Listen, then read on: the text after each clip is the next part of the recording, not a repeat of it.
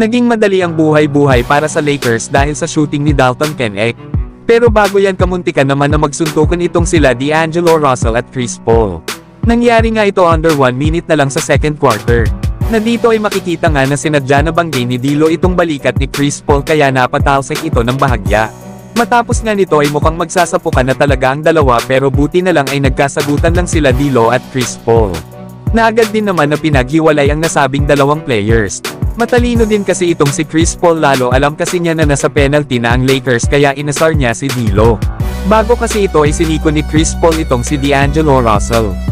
Nakaiwas nga lang si D'Lo kaya hindi ito tinamaan. Kaya naman bago pa lang ito makalagpas ng half court ay binangga na ito ni D'Angelo Russell. Samantalang si Dalton Knecht lang pala ang sagot sa mga problema ng Lakers sa mga nakaraang tatlong talo nila. Paano ba naman ay ibinalik na ito ng Los Angeles Lakers sa pagiging starter at inilagay na muna si Cam Reddish sa pagiging bench player?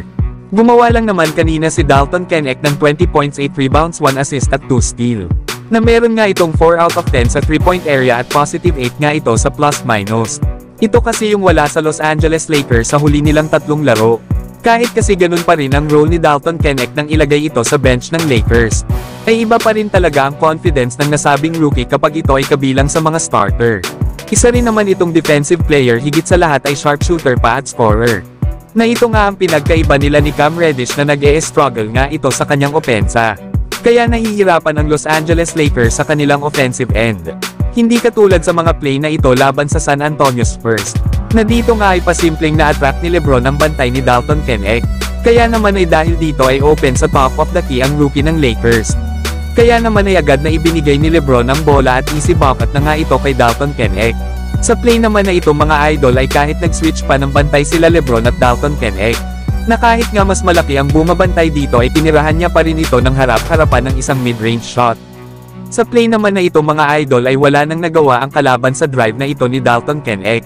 Ang ganda din kasi ng paggamit nito ng screen mula kay Cam Reddish kaya na-delay ang kanyang bantay. Tapos hindi pa kinuha ng ibang player ng Spurs itong si Dalton Knecht. Kaya naman easy assist na yan kay Anthony Davis at puntos naman dito kay Dalton Knecht. Ilan nga lang yan sa mga highlights ng nasabing rookie ng Los Angeles Lakers. Kaya para sa akin ay dapat na talaga na maging permanent starter na si Dalton Knecht. Pero kayo mga idol, ano ang masasabi nyo dito?